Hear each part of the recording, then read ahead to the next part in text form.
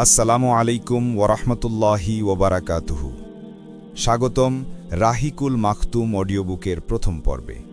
এই বইটি আমাদের প্রিয় নবী সাল্লাল্লাহু আলাইহি ওয়াসাল্লামের মহৎ জীবন ও ইসলামের অমূল্য শিক্ষা নিয়ে লেখা হয়েছে।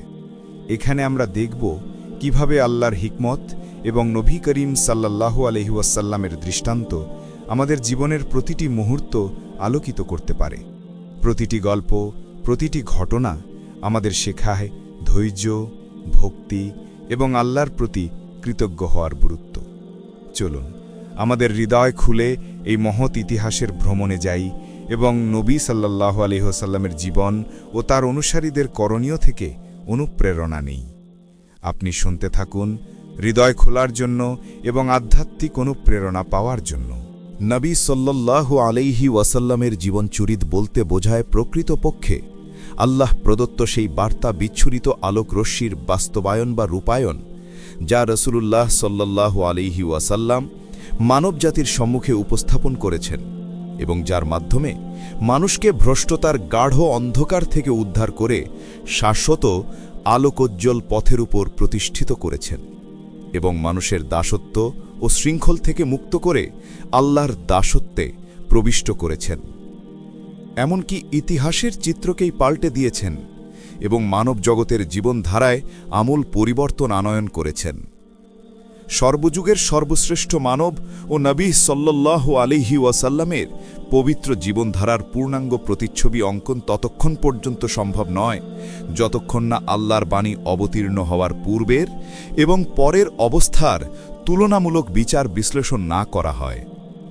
এ প্রেক্ষাপটে প্রকৃত আলোচনায় যাওয়ার পূর্বে আলোচ্য অধ্যায় প্রাক ইসলামিক আরবের ভৌগোলিক সীমারেখা, আরব ভূমিতে বসবাসরত বিভিন্ন সম্প্রদায়ের অবস্থা এবং অবস্থান এবং তাদের ক্রমোন্নতির ধারা এবং সে যুগের রাষ্ট্র পরিচালনা, নেতৃত্ব প্রদান ও গোত্রসমূহের শ্রেণীবিন্যাসকে বিভিন্ন দিন, ধর্ম, সম্প্রদায়, আচার আচরণ, অন্ধবিশ্বাস এবং রাজনৈতিক, সামাজিক ও অর্থনৈতিক চিত্রসহ পাঠক পাঠিকার সামনে তুলে ধরা প্রয়োজন। এ কারণেই আমি এ বিষয়সমূহকে বিশেষভাবে বিভিন্ন স্তর বিন্যাসে উপস্থাপন করেছি। আরবের অবস্থান। আরব শব্দটি বালুকাময় প্রান্তর, ঊষর, ধূসর মরুভূমি বা লতাগুল্ম তৃণশস্যবিহীন অঞ্চল অর্থে ব্যবহৃত হয়।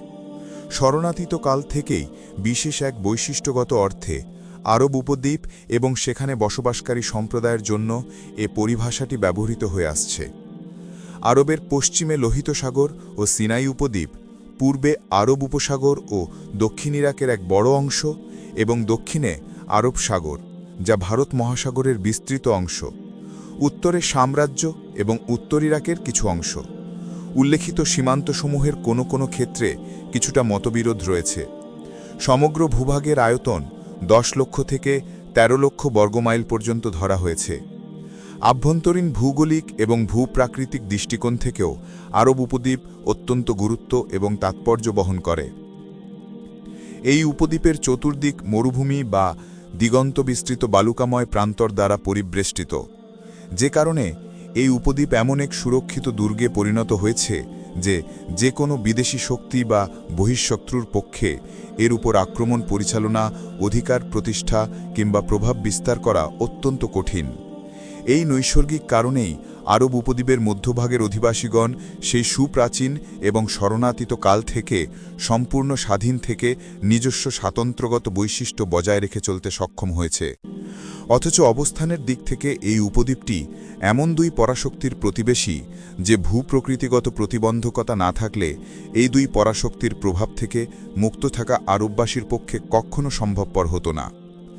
বহির্বিশ্বের দিক থেকে আরব উপদ্বীপের অবস্থানের প্রতি লক্ষ্য করলে প্রতীয়মান হবে যে দেশটি পুরাতন যুগের মহাদেশসমূহের একেবারে মধ্যস্থল বা কেন্দ্রবিন্দুতে অবস্থিত এবং জল ও স্থল উভয় পথেই পৃথিবীর বিভিন্ন দেশ ও মহাদেশের সঙ্গে সংযুক্ত।